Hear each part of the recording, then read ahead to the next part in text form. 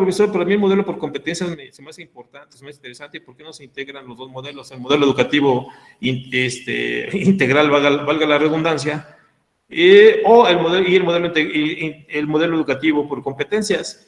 Y no es que se trate de integrar, simple y sencillamente el modelo educativo por competencias excluye el modelo educativo integral, lo excluye, punto. Para el modelo educativo por competencias, repito, ¿cómo se llama? Hay que informar ese tipo de trabajadores. El modelo por competencias fomenta la parte de la individualidad y el egocentrismo y una serie de cuestiones, pues. Mientras que el otro modelo, repito, está enfocado a otros elementos. Mientras que el modelo educativo por competencias es utilitarista, de hecho vamos a ver esa parte utilitarista. El otro modelo integral, el modelo integral pues señala, ¿no?, que si bien es cierto, vivimos en una economía de mercado, pero también hay que fomentar la parte de la solidaridad entre los sujetos y enfocarnos a las necesidades del país. Y les comento otro dato, ¿no? Hace algunos añitos, Carlos Slim, que es uno de los hombres más ricos más el hombre más rico del país, o ya es, o era, porque hay varios que son los hombres más ricos del país, mencionaba que era importante que el país invirtiera en ciencia y tecnología para dejar de estar dependientes de la ciencia y la tecnología del extranjero. Y decía, va a tardar generaciones, sí va a tardar generaciones para ver los resultados, pero un buen día vamos a poder producir la tecnología que necesitamos, las computadoras, el software, todo eso lo vamos a poder reemplazar de lo que está llegando del extranjero, y un buen día pues vamos a competir con otros países, como Corea, ¿cómo se llama? Como China, con otros países vamos a competir con los desarrollados al tú por tú en esa área de la tecnología, y no solamente estar compitiendo, no solamente estar comprando y absorbiendo conocimiento que a veces ya está rezagado, ¿no? Pero para eso hay que invertir en educación y hay que invertir en ciencia y tecnología para que los científicos desarrollen precisamente lo que necesita nuestro país, no lo que necesita el mercado, ¿no? Esa fue una de las propuestas, se me hizo interesante, a pesar de que también igual, si uno revisa cómo hizo la fortuna Carlos Slim, pues vamos a ver que lo hizo dentro de este marco del neoliberalismo, y que también ese neoliberalismo ha hecho gente rica a través de la corrupción, gente estúpidamente rica a través de la corrupción, ¿no? Pero bueno, dentro de todo eso, al menos esta persona ha otorgado becas a estudiantes mexicanos, ha hecho algunas cuestiones que considero que son importantes, aunque obviamente ha salido muy beneficiado, se ha hecho estúpidamente rico gracias a nuestro país, ¿no? Pero de alguna forma ha devuelto un poquitito de lo mucho que ha obtenido, ¿no? Entonces me hizo muy interesante. Entonces, esa es una de las cuestiones, ¿no?, del modelo educativo por competencias, que es excluyente, les repito, es excluyente, y el otro modelo educativo o integral, que se ha hecho a un lado, y que hoy por hoy ustedes mismos, ¿no? Ustedes mismos dicen, no, ¿cómo voy a ser solidario? ¿Cómo voy a hacer esto, no? Inclusive también, ¿no?, en algunas clases les he preguntado a los jóvenes, y dice, no, lo que pasa es que nosotros somos una mercancía que vamos a salir al mercado, y por lo tanto, pues como mercancía debo de pulirme, debo estar de acuerdo a lo que necesita el mercado. Y digo, hasta cierto punto es correcto, pero esa reflexión o esa metáfora de la mercancía, le digo, no, estudiante, tú no eres una mercancía, porque una mercancía, ¿qué es? No sé si esa reflexión con ustedes. Una mercancía, ¿qué es al final del día? ¿Quién me dice que es una mercancía? Perdón. Sí, pues es un objeto, ¿no? El cual se intercambia ¿Qué por pasó? un valor. Es un Ya, objeto. así. Al final es un objeto que se intercambia por un valor, que en este caso es dinero. Así es. Y al final del día, como mercancía, como objeto, como una cosa, como un jitomate, les pongo como ejemplo un jitomate, que es una mercancía, es una cosa. Cuando ese jitomate está brilloso, fresco, en fin, pues es codiciado de alguna forma, ¿no? Y te compran. Pero ese jitomate un buen día está ya arrugado, no está muy bien. ¿Y qué pasamos con el que le hacemos a ese jitomate? ¿Qué le hacemos a esa mercancía o a esa cosa? Pues se desecha. La tiramos a la basura, Estefanía. Exactamente, se desecha. y, ¿cómo se llama? Los seres humanos, pues no debemos permitir. Una cosa es que el mercado, ese mercado que tiene cara y apellido, pero que los medios de comunicación nos han dicho que es el mercado como si fuera algo abstracto, ¿no? Que está por ahí y que quién sabe quién lo maneja, tiene nombre y apellido. Bueno, ese mercado nos ha hecho pensar o nos ve como una mercancía, pero que nosotros nos vemos como una mercancía, eso ya es diferente, porque lo repetiré a ustedes, si son una mercancía, cuando ya estén, y es más, ni siquiera arrugado, simple y sencillamente, en el caso de nuestro país, y lo pueden constatar, que gente que tiene más de 35 años, ya difícilmente la contrata el mercado. ¿Por qué? Porque ya es una cosa, ya está vieja, necesitamos gente nueva, joven, que tenga muchas habilidades, muchas destrezas, para que produzca una máxima ganancia. Y dicen, bueno, hasta ahí no está mal, pero lamentablemente vamos al otro elemento. Quien guste de ustedes, Omar, por ponerle un ejemplo, habla varios idiomas,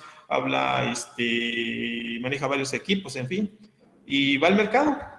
Pero Omar, como hay otras que también manejan varios idiomas y una serie de cuestiones, los salarios son muy bajos, porque todos sabemos exactamente lo mismo, ¿no?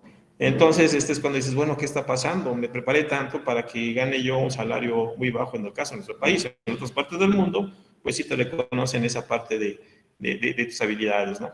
Entonces, esa lógica es, yo repito, es sistémica, ¿no? Entonces, ustedes mismos, lo repito, cuando veo sus trabajos, o reviso sus trabajos, o he revisado trabajos, pues veo ese discurso, ¿no? De que soy una mercancía, y le digo, estudiante, pues no eres una mercancía, eres un sujeto. Y que al final del día, pues mereces obviamente un respeto, un trato diferente. Que el mercado te trate de esa manera, pues está bien, pero que tú mismo y que nosotros mismos nos veamos de esa manera es otra cosa, totalmente diferente, porque al final del día, una mercancía es una cosa que cuando ya no sirve, ya no me gusta, pues la tiro a la basura. Y lamentablemente el mercado sí hace eso con los seres humanos, los tira a la basura, ¿no? Y alguien dirá, oiga, profe, eso está muy exagerado. No, nada más vemos ahorita con los migrantes en África, en América Latina, ¿no? Eso a nadie los quiere, pues. Estados Unidos, quieren llegar a Estados Unidos, pues no les van a permitir, quieren llegar a Europa, no les van a permitir que lleguen.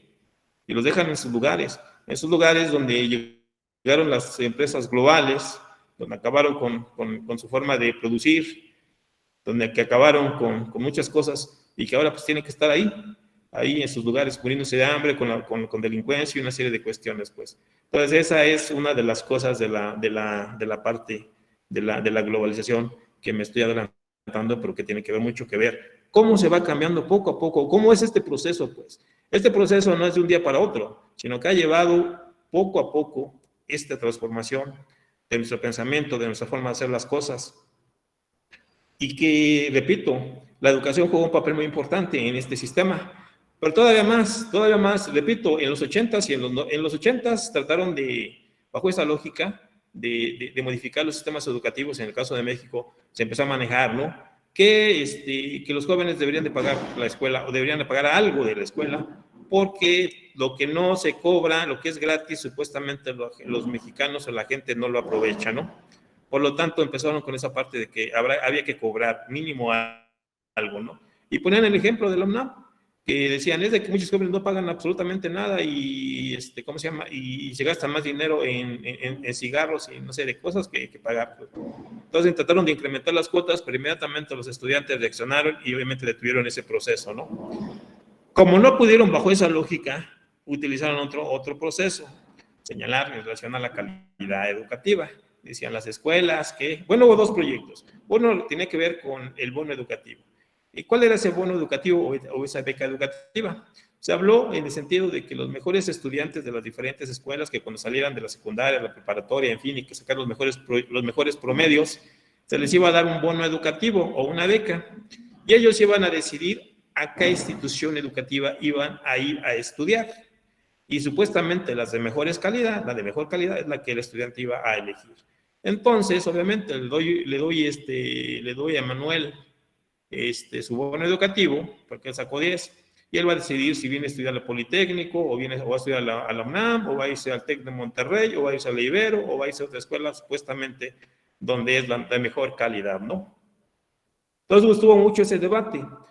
Algunos jóvenes han dicho, oiga, profe, pues está muy bien, ¿no? Porque pues sí va a premiar a los mejores estudiantes, todo tipo de cosas, ¿no? Y decía yo, sí, sí, estudiante, digo, pero también es una visión egoísta. ¿Por qué? Porque supuestamente los mejores. Y los que no son tan mejores, ¿qué va a pasar con ellos? ¿Que se los coma el león? Ahora, la otra pregunta es, como les he mencionado en alguna ocasión en esa parte de las competencias, no necesariamente los mejores están manejando el país, no necesariamente los mejores son los que están en varios lugares, son varios factores, pues. Y la otra pregunta es, si todos nos aplicamos y sacamos 10, ¿ustedes creen que a todos nos iban a dar ese bono educativo para irte a estudiar a las escuelas de prestigio? Y generalmente, como ya se manejó en una de las clases, pues difícilmente muchos jóvenes, también por esa parte de la lógica del mercado que tenemos ya insertada en las venas, pues íbamos a escoger al Politécnico o al UNAM, pues generalmente íbamos a escoger escuelas que supuestamente tienen prestigio, ¿no? Entonces son varios factores que se iban manejando. Bueno, ese fue un factor, una propuesta que estuvo ahí del famoso bono educativo, que no fructificó, inclusive años después, ese bono educativo también lo manejó mucho en una campaña el Verde Ecologista, ¿no? De que se les diera ese bono educativo para que fueran los jóvenes quienes eligieran a la mejor escuela de calidad. La pregunta que les haría a ustedes, si a ustedes le tiran el bono educativo en este momento, ¿seguirían estudiando aquí en el Politécnico o se irían al TEC de Monterrey? La verdad. O si quieren no me lo contesten, pues, no me lo contesten. Pero piénsenlo, se manejaría de ese momento, pues. Pero bueno, se manejaba de esa parte. El otro punto, como no funcionó esta parte del bono educativo, se manejó otro elemento, donde el gobierno empezó a señalarse, ok, como las escuelas, vamos a obligar a las escuelas que mejoren su calidad y sobre todo la parte de la terminación final, pues, ¿cómo se llama? La eficiencia terminal que se le maneja, ¿no? Decían, ¿cómo es posible que en la UNAM no haya gente egresada que tiene 20 años y no ha logrado el título, ¿no? Y una serie de cuestiones y bla, bla, bla, bla, bla, bla, ¿no? Decía, entonces está significando que pues, la UNAM no está funcionando bien, por lo tanto, pues, y otras escuelas no están funcionando bien. Por lo tanto, vamos a darle más recursos a las escuelas que demuestren que están teniendo una eficiencia terminal y han mejorado su sistema educativo y una serie de cuestiones, pues. Y eso también se empezó a aplicar en las escuelas primarias y todas las demás escuelas, ¿no?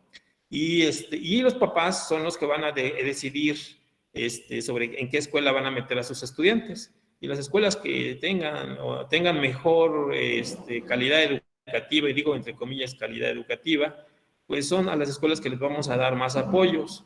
Y se le dijo al gobierno, bueno, ¿y qué vas a hacer con las otras escuelas? O sea, bueno, ya se les vamos a seguir dando su presupuesto, pero vamos a enfocarnos más a las escuelas que están demostrando calidad. Hasta aquí todo pareciera ser maravilloso, ¿no? Todo este tipo de cuestiones. Y bueno, ¿y qué pasó? Pues efectivamente se empezaron supuestamente algunas escuelas públicas empezaron a mejorar su calidad educativa y bla, bla, bla, y se empezó a dar más recursos, pues. Y a otras escuelas se les abandonó a tal grado que, ¿cómo se llama? Pues, pues no había ni siquiera para papel de baño ni una serie de cuestiones, lamentablemente. Pero por otro lado también empezaron a fomentar las escuelas privadas. Y un buen día, pues vemos que las escuelas privadas empezaron a florecer ahora sí como hongos después de la lluvia. Y escuelas ahora sí de prestigio, y no de calidad, de prestigio, pero también escuelas patito, ¿sí? Y pues empezó ahí esa lógica, pues. Pero no solamente eso, sino que también empezaron a ver, como en todo, una serie de elementos. Y recuerdo, y eso a mí me consta, pero obviamente mi experiencia no significa que es la totalidad, pero sí con los datos se empieza a establecer, por ejemplo, que muchas escuelas en la UNAM y todo ese tipo de cosas empezaron supuestamente a mejorar la eficiencia terminal. Y recuerdo que hace algunos añitos yo trabajando en la FES Aragón y el jefe de carrera hizo su informe y mencionaba, en tal periodo la eficiencia terminal en la carrera de Relaciones Internacionales era del 40%, el 20%, después del 30%, y ahora que yo llegué y con los programas que se han mencionado, la eficiencia terminal ha aumentado a un 70-80%. Ah, pues está muy bien, ¿no? Los datos. Pero se empiezan a desglosar los datos y vamos a ver. ¿Por qué creen ustedes que antes mucha gente no estamos hablando de los 80s y 90s todavía? 80, sí, 80, en los 80 y 90 mucha gente no se titulaba tanto en el Poli como en la UNAM. ¿Por qué creen ustedes? ¿Sí me escucharon? Sí, profe. Sí. ¿Por qué creen, jóvenes?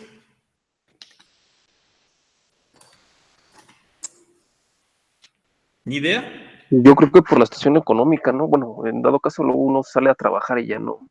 Esas condiciones ya limitan Bueno, a que llegue a la escuela, ¿no? por la situación económica, gracias, León. Los demás, pues nomás tengo un solo estudiante de los 29 que hay. No sé si me estoy explicando, jóvenes. Pues sí, yo creo que va con base en eso la situación económica, profe, pero más que nada o sea, uno consigue un trabajo y normalmente ya no da tiempo, ¿no? De regresar. ¿Cuál sigue?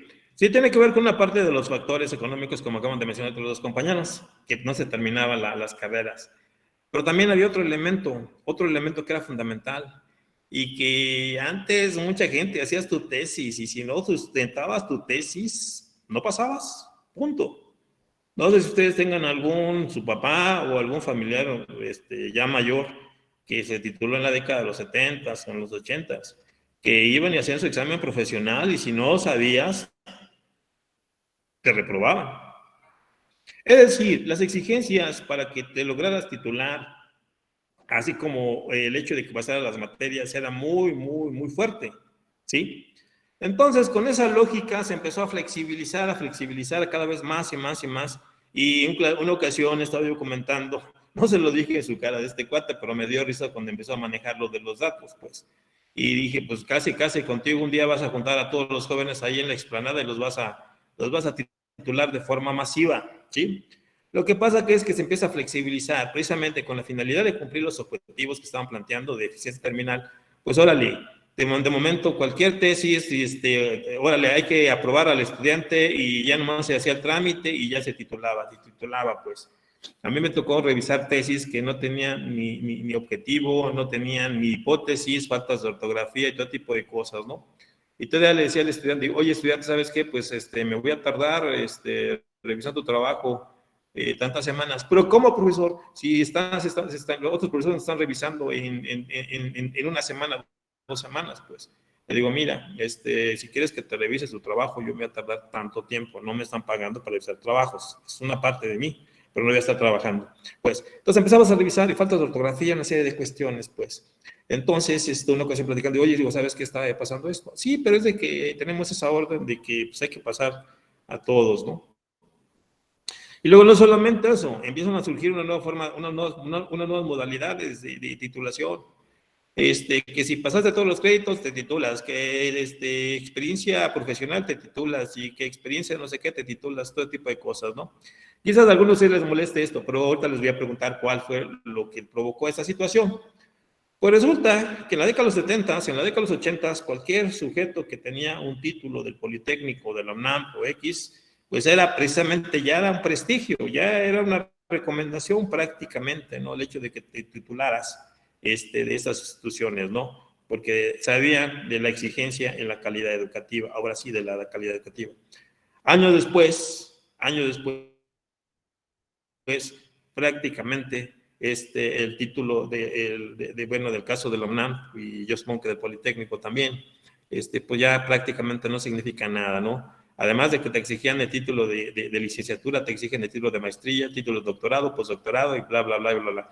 Pero no solamente eso, sino que también empiezan a surgir otros órganos que se encargan de, ¿cómo se llama?, de vigilar la eficiencia, ¿no?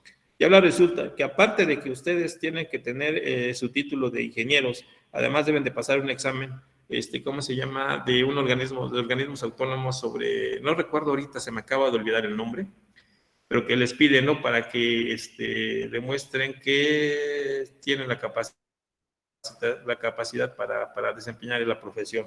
Alguien recuérdeme, por favor, si están en 9º semestre, ya sea que tienen que pagar un diplomado o un curso o un examen. No me acuerdo ahorita, pero bueno, ustedes no sé si sepan. Una certificación. tienen que pagar una certificación de que tienen tales conocimientos, pues. ¿Sí sabían de eso o no sabían, jóvenes? No, no sabía. No, Sí, profesor. profe. Bueno, creo que ya están, ahorita están en el noveno semestre y van a ver que el título que tengan no va a ser suficiente porque muchas empresas les van a pedir que se certifiquen en el área de ingenieril o en otras áreas, ¿no? Y para eso tienen que buscar un organismo y tienen que pagar X cantidad de dinero, no sé cuánto, la verdad, para que les den esa certificación. Es decir, que el título de la UNAM que les otorgaba a los profesionistas y el título del Poli y de otras escuelas ya no es suficiente. Ahora tienes que pagar precisamente para que te certifiquen que sí tienes los conocimientos y las habilidades que te están indicando en el caso de la UNAM y del Politécnico y de otras escuelas, tanto privadas como públicas, ¿no? Entonces, ese tipo de cosas es lo que va haciendo que cada vez te exijan más y más y más y más y más. Actualmente, ustedes saben que también colaboro en la UNAM, trabajo en el sistema abierto, en la carrera de Relaciones Internacionales, y tengo varios estudiantes que ya tienen 3 carreras, y que van para la tercera carrera de Relaciones Internacionales, porque tienen la idea de que entre más carreras van a tener más opciones de parte laboral. Entonces, esa parte, repito, que ha hecho esa distorsión en el sistema educativo, que se ha perdido esa parte de la calidad, y ahora pues tienes que tomar, repito, 1 o 2 carreras, tu posgrado, tu maestría, tu doctorado, tu postdoctorado, y luego sales al mercado y van a ver cuánto están los salarios que están ganando las personas. Ese artículo no se los he enviado, se los voy a enviar esta semana para que lo comentemos la sesión del día martes, porque el miércoles iniciamos ya con ahora sí, para ver la parte de la globalización. Bueno, entonces todo esto se va manejando, se va transformando el sistema educativo, y repito, la lógica era de que muchas empresas transnacionales iban a llegar al país y por lo tanto tenemos que formar al capital humano que se iba a requerir para esas empresas transnacionales que iban a llegar. Y efectivamente llegaron muchas empresas, pero ¿qué creen, jóvenes? Con esas empresas que llegaron, ¿qué creen que pasó? Y sigue pasando. ¿No es lo de la mano de obra barata? O sea, sí eran empleos Aparte, profesionales, pero no... O sea, no había tanta oportunidad de crecer, ¿no? aparte de la mano de obra, Memo, aparte de la mano de obra barata, efectivamente, pero no llegaron, no requieren, las megaempresas globales no requieren tanta mano de obra. No requieren tantos trabajadores, no mano de obra, tantos trabajadores, pues. Y les dejé también una tarea, que investigaran cuánto ganaba un trabajador en el sector automotriz haciendo la misma actividad en México, en Canadá y en Estados Unidos, ¿no? Es para que se den cuenta, ¿no? Haciendo la misma actividad. Pero bueno, llegaron esas empresas, pero no necesitaban tantos trabajadores, son pocos, ¿no? Y esos pocos, pues ganaban también poco en comparación a el mismo trabajo, la misma actividad en su mismo país, pues. Generalmente, y ustedes también lo pueden constatar precisamente, y si tienen esa curiosidad también de debatir conmigo, van a ver que la mayor parte de los empleos que se generan en nuestro país son las pequeñas y medianas empresas las que generan la mayor parte de los empleos. Las empresas, las megaempresas, pues no, sí tienen empleados, pero no tanto como se esperaba, pues.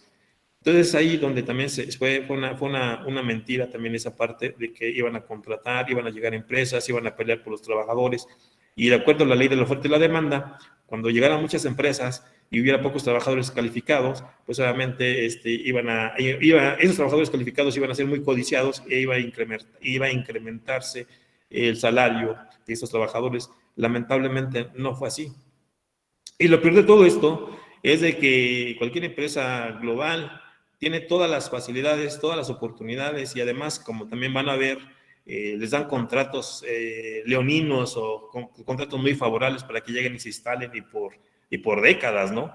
Y si no tienen eso, pues se van a otra parte del mundo, se van a Argentina, se van a Brasil, al final del día pues también van a encontrar igual la misma calidad de los trabajadores en cualquier parte del mundo, ¿no? Van a obtener exactamente lo mismo. Entonces eso, repito, es sistémico, se va dando poco a poco. Ahora bien, y todo esto también va siendo reforzado por otro elemento que es muy importante. y son los famosos cursos de, ¿cómo se llama?, de autoayuda. Una cosa son los cursos de relaciones humanas, que es totalmente diferente. Las relaciones humanas y los cursos de autoayuda son totalmente cosas diferentes, pues. Pero generalmente en los cursos de ¿cómo se llama?, de autoayuda, pues te empiezan también a bombardear con esa misma lógica del mercado, de que eres una mercancía, por lo tanto tienes que pulirte, por lo tanto tienes que ser mejor y bla, bla, bla, bla, bla. Nada más por mencionar un ejemplo, hace unas semanitas, no sé si ya habíamos iniciado la clase, el curso o algo, no me recuerdo bien, pero salió un youtuber que da cursos de desarrollo, no perdón, de relaciones humanas, no de desarrollo humano, de relaciones humanas o de autoayuda, más que nada. No sé si recuerdan ustedes el dato, donde este cuate puso de ejemplo a un mesero denostando su actividad como mesero. No sé si recuerdan ustedes ese caso. Sí, creo que sí, el Carlos Muñoz, ¿no? Bueno, como él, hay N cantidad de personajes de esa naturaleza que precisamente también van reforzando esta idea del individualismo, van reforzando esta idea del utilitarismo, van reforzando el sentido de que somos una mercancía, ¿no? Y una vez que te lavan el cerebro, pues ahora sí vámonos al mercado para que compitamos, ¿no? Y me acuerdo bastante, y en muchos lugares, por ejemplo, que lo primero que hacen no son es darles este tipo de cursos de liderazgo. Y una vez que les dan el curso de liderazgo, les dan a los jóvenes, a la gente que tiene necesidades laboral, les dan su kit, su paquete para ir a vender, ¿cómo se llama?, baterías, enciclopedias. Bueno, ya no se venden las enciclopedias físicamente, sino en línea, cursos, en fin, y les dan ¿cómo se llama?, su portafolio de clientes, y donde tú, León, vas a ganar lo que tú quieras, porque tú eres tu propio patrón y tú eres bla, bla, bla, este tipo de cuestiones, ¿no? Donde Estefanía, ¿cómo se llama?, tenía muchos problemas, pero después de mi curso de relaciones humanas, ahora ya, perdón, Estefanía, que la ponga de ejemplo, es por poner cualquier nombre, claro, ¿no? no se preocupe. Y ese tipo de cosas, y lamentablemente mucha gente se lo cree, más de los que ustedes se imaginan se lo creen, ¿no? Pero llegas y te metes en una realidad que no es no es muy halagueña. Alguien diría, profe, ¿pero qué podemos hacer? El primer punto es entender qué es lo que está pasando para irlo modificando poco a poco, poco a poco. Y ahí vamos al segundo punto. Ven ustedes, o los que están leyendo las noticias, ven a ustedes que ahorita, por ejemplo, que el gobierno actual pues, está siendo bombardeado por todos lados. Pero eso no es nuevo. Lo que está pasando aquí en México no es nuevo. Ya pasó en Argentina, ya pasó en Chile, ya pasó en Bolivia, ya pasó en Venezuela, que cuando llega un gobierno nacionalista y quiere transformar esta estructura económica, donde quiere pues obviamente crear un equilibrio, y cuando quiere crear un equilibrio entre la gente que lo tiene todo y la gente que no tiene nada, pues inmediatamente la gente que lo tiene todo, tanto la local como la internacional, empiezan a bombardear a ese gobierno, y empiezan los medios de comunicación y empiezan ahí todo tipo de cosas, y muchos gobiernos de izquierda que han llegado en América Latina, pues al final terminan en un golpe de Estado, como fue en el caso de Evo Morales, cuando lo quitan del poder y llega, ¿cómo se llama?, la señora Añez, y después a través de un proceso democrático y la presión de América Latina y de otros países, hubo elecciones y nuevamente llega a gobernar la izquierda. Pero si no, llegan de nuevo los gobiernos de derecha y continúan implementando las mismas políticas, luego la gente se desespera, vota por la izquierda, llegan los de izquierda, tratan de recomponer algunas cosas, luego ante la ondanada mediática, nuevamente vuelve a ganar la derecha, y eso es un cuento de nunca acabar. Y América Latina, que es uno de los continentes que tienen los más grandes recursos naturales en el mundo y una serie de cuestiones, pues la verdad, la mayor parte de la población en América Latina está en condiciones muy lamentables. Y eso mismo está pasando en México, ya pasó en Brasil. Cuando llegó Lula al poder, después de mucho tiempo que llega Lula al poder, inmediatamente empiezan los conflictos, las televisoras, en fin, hasta que prácticamente pues lo destituyen, llega su sucesora Vilma Rousseff, y a Vilma Rousseff le dan un golpe de Estado a través de la política, ¿no? El Congreso la destituye y, en fin, luego llega Bolsonaro, y ahorita está Bolsonaro de la ultraderecha, y también que han llegado más a Brasil y una serie de cuestiones. Entonces, todo esto, jóvenes, todo esto que estoy comentando es sistémico, y la gente debe de conocer, y los jóvenes deben de saber esta parte, pues, con la finalidad de que de alguna forma, algún día nuestro país poco a poco se vaya transformando, donde algún día, ¿cómo se llama? Haya una clase media, no egoísta, una clase media que sea bastante y que vea por todos, ¿no? De alguna forma. Siempre va a haber pobres, sí es cierto, eso es inevitable, pero no tan pobres como lo que ocurre en nuestro país. Y que todo eso se refleja al final del día, porque mucha gente pobre se resigna y ni modo, o clase media se resigna y ni modo, ¿no? Pero otra clase media y otra clase pobre, pues no se resigna, ¿no? Y dice, bueno, pues si no puedo, pues igual, que no tranza no avanza, y ya ando ahí en la delincuencia, en fin, todo tipo de cosas, ¿no? Como hoy lamentablemente estamos viviendo, porque, repito, vivimos una sociedad que se fue transformando, y una sociedad que ya van décadas y décadas donde no logramos salir adelante, una buena parte de la población, por más de que estudia y estudia y estudia, y repito, se enfrenta al mercado laboral, que es pequeño, porque repito, no hay mucha demanda, mal pagado, y si quieren poner su propia empresa, pues se van a dar cuenta de que mucha gente, o la mayor parte de la población, no tiene recursos para pagar los productos que ustedes pueden servir. Y de hecho, bajo esta misma lógica, hubo una noticia muy importante en relación a las tasas de interés. ¿Qué pasó en relación a las tasas de interés esta semanita, o la semana que concluyó? Rapidísimo.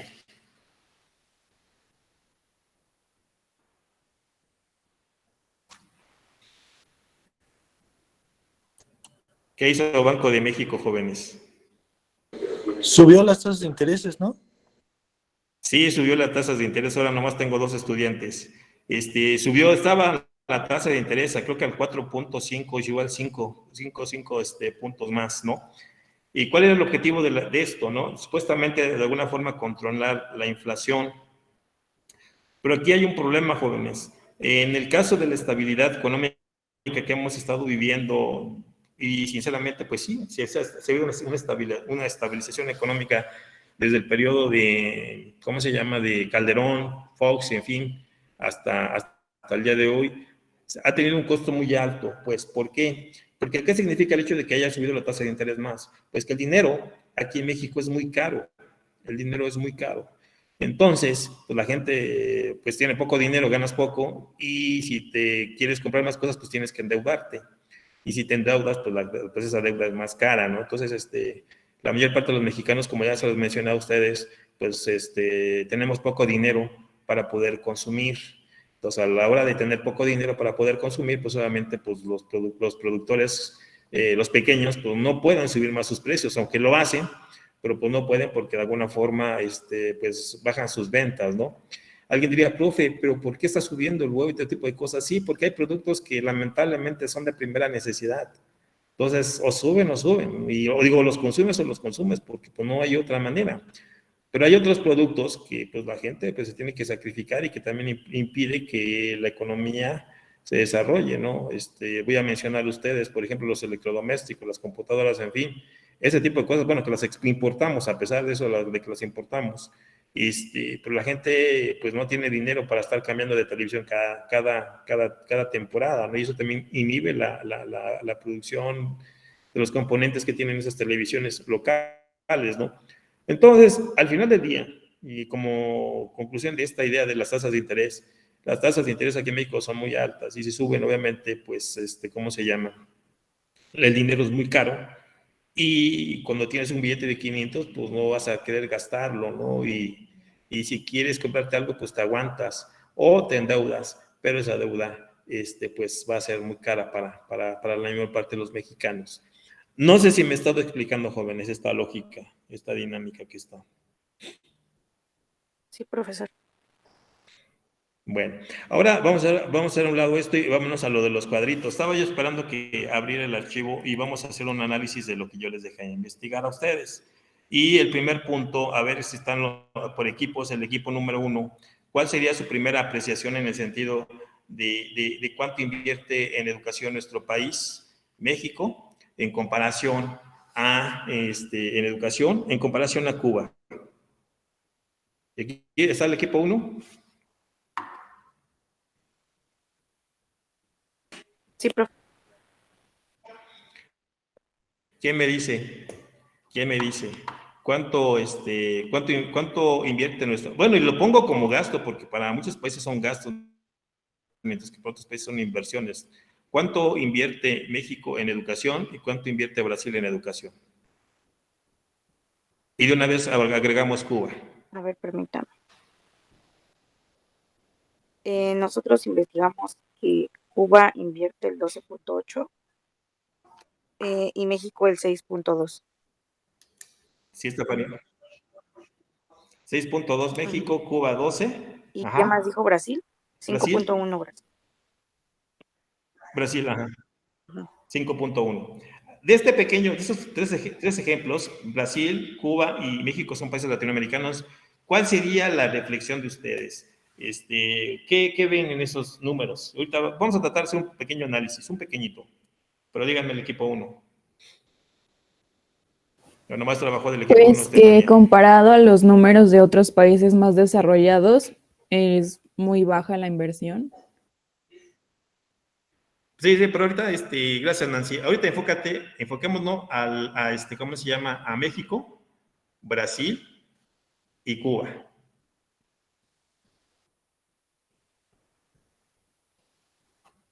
Según yo, profesor, no estoy muy segura, la verdad, pero creo que en cuestión económica, Estados Unidos y Cuba tienen como que una relación mutua bastante importante a comparación con nosotros. No, ¿Verdad qué relación? le digo, no estoy muy segura, pero según yo, por eso. ¿De qué? ¿Qué pasó? Sí, pero no te escuché muy bien, Estefanía. ¿Cuál es la relación entre Cuba y Estados Unidos? Creo que Con tienen una confianza, yo relación ahorita hago las importante. correcciones. Creo que tienen una relación importante en cuestión económica, pero le digo, no es una situación de la que estoy segura. Entonces yo supongo que No te también le preocupes. ayuda a invertir un poco más en educación. Creo que es al revés, ¿no? Creo Ajá. que Cuba está Es al revés. lo Es al revés. embargaron, ¿no? Por lo de la guerra Así de, es. de la Así es, Guerra así es, Fría, así ¿no? es. Con la Unión Soviética. Sí, sí, sí.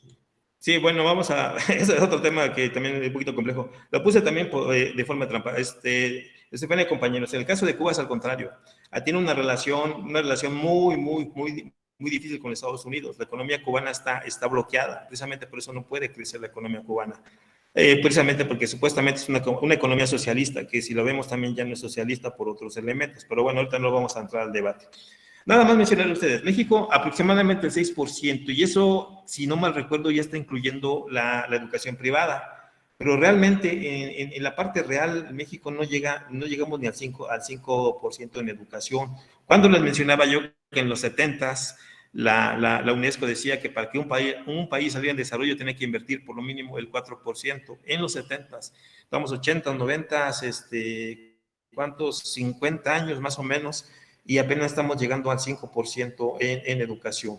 En el caso de Cuba, el 12% en educación, alguien diría, profe, pero si bien es un número alto, pero su Producto Interno Bruto es muy pequeño, sí es cierto, ¿no? Pero no por el hecho de que su Producto Interno Bruto sea muy pequeño, ellos sí se han enfocado mucho en el tema educativo y también en ciencia y tecnología. Tan es así que les comentaba yo a ustedes en una de las clases que el sistema de salud y el sistema educativo de Cuba es el mejor en América Latina. Sí, creo yo, o más bien pienso yo, que si Cuba no tuviera el bloqueo que tiene hoy, que padece por parte de los Estados Unidos y varios países de América Latina que han bloqueado a Cuba, Cuba se convertiría en una potencia similar a lo que está ocurriendo con China, bueno, pues ahorita es una de las potencias económicas más importantes del mundo, pero el bloqueo hace que precisamente Cuba apenas esté subsistiendo, prácticamente, repito, vive del turismo médico, vive también de las remesas que le llegan de los cubanos que viven en Estados Unidos, que tienen familiares, y también vive del turismo que llega de Europa a Cuba. Cuba ya no es socialista, ¿por qué? Porque hay varias ¿cómo se llama? Maneja de alguna forma maneja la política en un solo partido, es antidemocrático, entre comillas. La economía, pues sí, está manejada o dirigida por el sector estatal, efectivamente, pero si lo vemos bien, repito, ya hay hoteles privados europeos en Cuba y hay una serie de mecanismos que también están manejándose en la parte privada en Cuba. Y obviamente la agresión constante por parte de los Estados Unidos hacia Cuba y no solamente de Estados Unidos, sino otros países de América Latina de derecha, bloquea mucho a Cuba. Pero es muy importante, el 12% Cuba le ha apostado mucho a la educación y es una de las mejores educaciones que tiene. En el caso de Brasil, te mencionaban que es del 6%, ¿no, equipo? ¿Alguien tiene otro dato?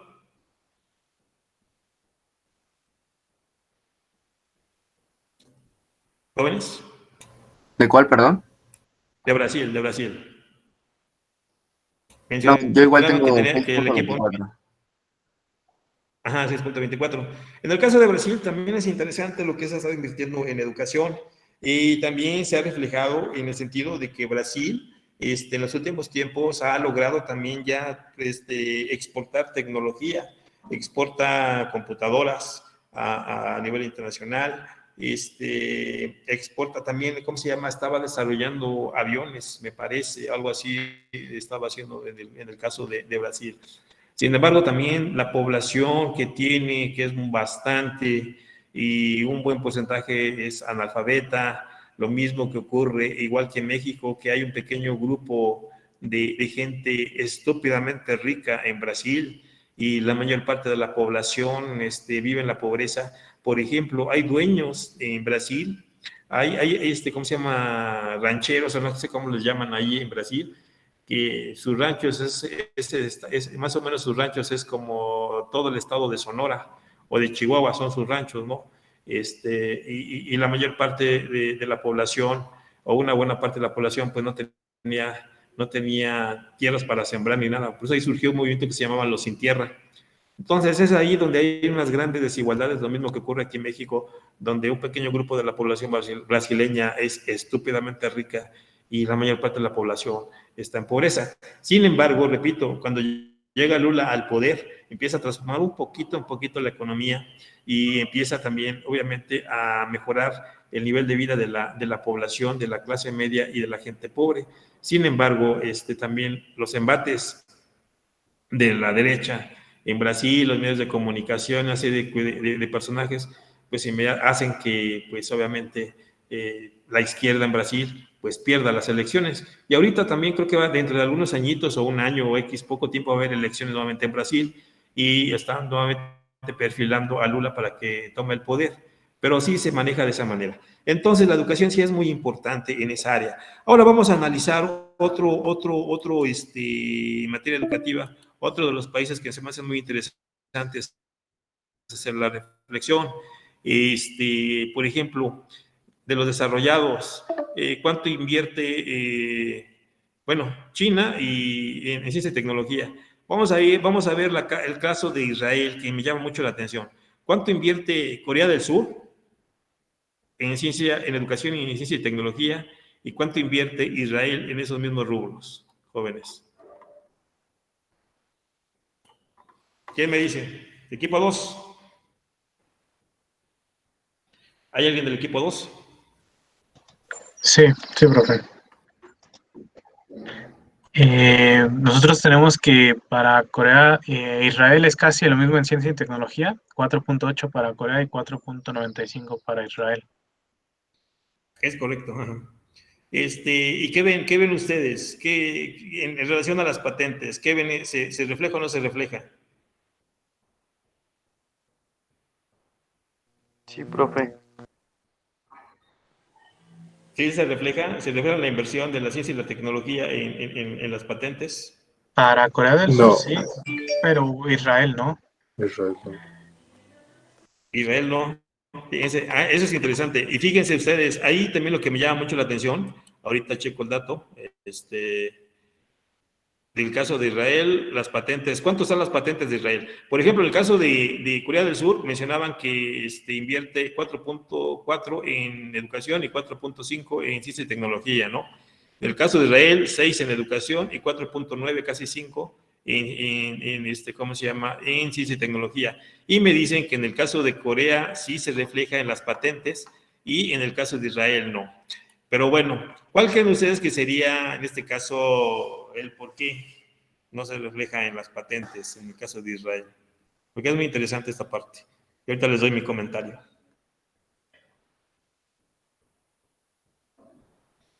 Quien sea cualquier equipo.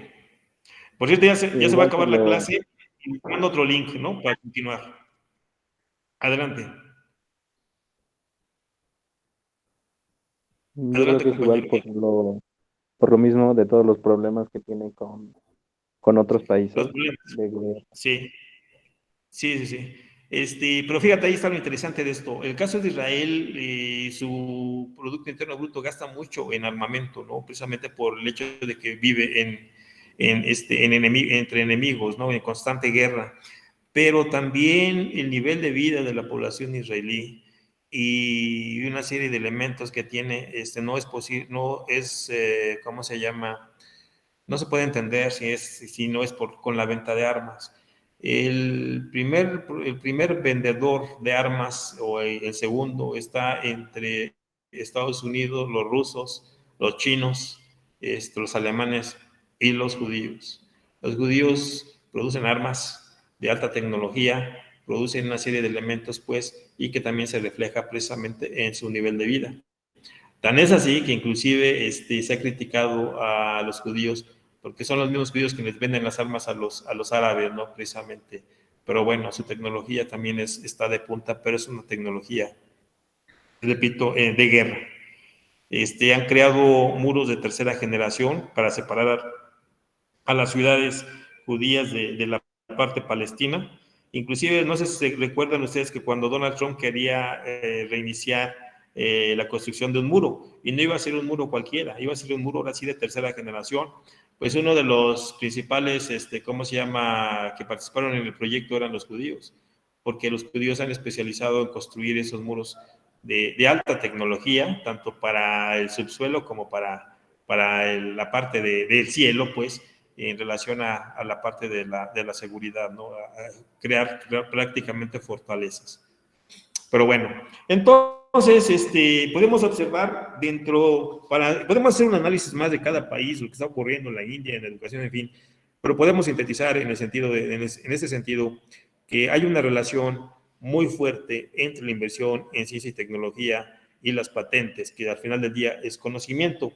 Otro dato que también es importante mencionar, que mientras en los países en desarrollo la inversión en ciencia y tecnología, la mayor parte de esa inversión proviene del Estado, el 70% de lo que se invierte en México en ciencia y tecnología más del 70% proviene del Estado, y el otro 30%, menos del 30%, proviene del sector privado. En relación a los países desarrollados, la relación es totalmente inversa. El mayor porcentaje de la inversión en ciencia y tecnología proviene de las empresas privadas y el otro 30% proviene del Estado. ¿Por qué? Porque para muchas empresas saben perfectamente que la inversión en ciencia y tecnología es un negocio y obviamente muy redituable. Entonces, las universidades en Estados Unidos y en Europa y en otras partes del mundo, pues son financiadas por el sector privado para que les resuelva los problemas. En el caso de nuestro país, lamentablemente, pues no es así. ¿Por qué? Porque, repito, muchas empresas mexicanas, pues no les interesa invertir en esas áreas. Al final del día, cuando necesitan una tecnología para sus procesos que no es de alta tecnología, pero esta tecnología, que quieren comprar tecnología para sus procesos, pues la compran en el extranjero, ¿no? O las empresas transnacionales, pues la importan y cierran el círculo, pero pues no invierten en esas áreas aquí en nuestro país. ¿Algún comentario, alguna pregunta, jóvenes?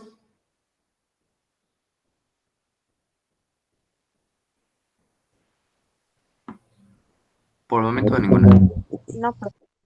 No, profe. Sí me he estado explicando bien, jóvenes, las cosas Sí, profe. con confianza. Sí.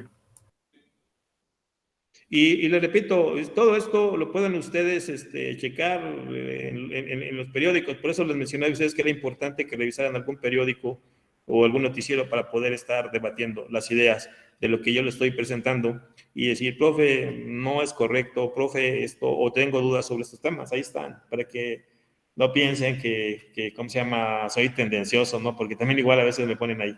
Ya no nos dio tiempo revisar lo de la película, pero lo revisaríamos junto con los artículos en la siguiente sesión. Les voy a enviar el artículo sobre los salarios para que los chequen, vean cómo está más o menos la parte salarial de los mexicanos. Por un lado, hay gente que gana mucho dinero, bastante, ¿no? Bueno, no sé si vieron el escándalo actual entre el presidente y Loret de Mola. Sí, de que ganaba 35 millones al año, ¿no? Algo así, que muchos de ustedes son Loret, ¿no? Pues sí, hay muchos magnates de los medios de comunicación, ¿cómo se llama? Líderes de opinión que son estúpidamente ricos, ¿no? Porque también para ellos la política se ha convertido en algo redituable, les deja mucho dinero a los medios de comunicación, la parte de la democracia en nuestro país, ¿cómo se llama? Le ha dejado mucho dinero a los medios de comunicación, y los puedo invitar a ustedes para que revisen cualquier canal de televisión, van a ver cuáles son los anunciantes que tienen ahí. Es decir, ellos prácticamente ya no viven de los anunciantes. Dirán, oiga, profe, entonces, ¿de qué viven? Pues vivían muy bien de las aportaciones que les daban los gobiernos locales, estatales, en fin, para su publicidad, de los empresarios que para favorecer a determinado grupo político les daban mucho dinero. El INE, a través de la publicidad que les daba, pues generaba mucho dinero, ¿no? Entonces, eso estaban viviendo. A mí me llama mucho la atención, pueden poner cualquier canal, y ¿cuáles son los comerciales que están ahí? Las famosas almohadas Soñare. Era para que prácticamente todos los mexicanos ya tuviéramos las almohadas Soñare, ¿no? Porque esos comerciales están en todos los canales. Mi pregunta es, ¿venderán tantas almohadas para que puedan pagar toda la publicidad que tienen?